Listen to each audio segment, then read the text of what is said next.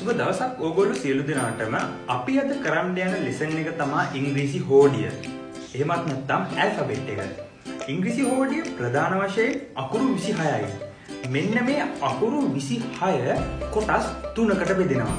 ඒ තමයි ස්වරාක්ෂර, අර්ධ ස්වරාක්ෂර, ගාත්‍රාක්ෂර, vowels, semi vowels, consonant. හරි. අපි දැන් බලමු ස්වරාක්ෂර කියන්නේ මොනවද කියලා. එහෙමත් නැත්නම් vowels කියන්නේ මොනවද කියලා. ඉංග්‍රීසි භාෂාවේ තියෙන ස්වරාක්ෂර එහෙමත් නැත්නම් vowels 5යි. අක්ෂර 5යි. ඒ තමයි A, E, I, O, U. මෙන්න මේ අක්ෂර යොදාගෙන ඉංග්‍රීසි භාෂාවේ වචන සාදන්නත් වචන උච්චාරණය කරන්නත් අපි සිදු කරනවා. හරි. බලන්න මේ වචන සෙට් එක දිහා. umbrella, egg, elephant, orange. මෙන්න මේ වචන සෙට් එකේ අපි vowel ටික අයින් කරොත් අපිට ඒ වචන උච්චාරණය කරන්න බැරි වෙනවා. අන්න ඒ වගේ තමයි ඉංග්‍රීසි භාෂාවේ වචන සාධාරණත් උච්චාරණය කරන්නත් මේ vowels ඉතාම වැදගත් මෙහෙයක් කරනවා. ඒ වගේම තමයි ඉංග්‍රීසි භාෂාවේ මේ vowels අකුරු පහෙන් A, E, I, O, U කියන අකුරු පහෙන් vowel ශබ්ද 12ක් ගොඩ නැගෙනවා. ඒ ශබ්ද තමයි ඒවට කියනවා vowel sound කියලා. ඒ vowel sound තමයි අ, ඈ, ඊ, ඌ, ඒ ඕ. මෙන්න මේ කියන vowel sound 12 හැදෙන්නේ මෙන්න මේ vowel අකුරු පහෙන්. හරි.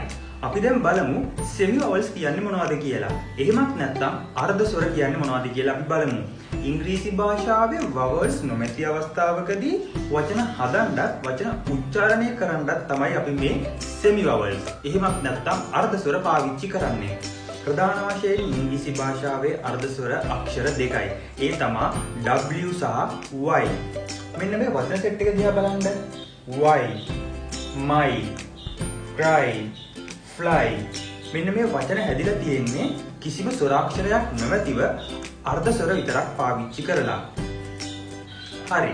අපි දැන් බලමු consonant කියන්නේ මොනවද කියලා. එහෙමත් නැත්නම් ගතකුරු, ගාත්‍රාක්ෂර කියන්නේ මොනවද කියලා අපි බලමු.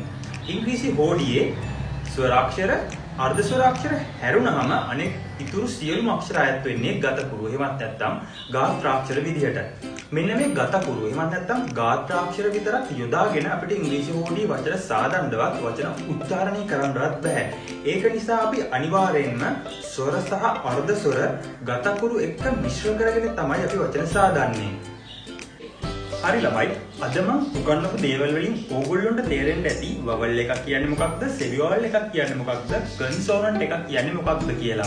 අපේ lesson එක මෙතනින් ඉවර වෙනවා. අපි මේ වගේම තවත් අලුත් lesson එකක් එක්ක ඕගොල්ලන්ව හමු වෙමු. අපේ channel එක subscribe කරන්න අමතක කරන්න එපා. Thanks for watching my video. Have a nice day.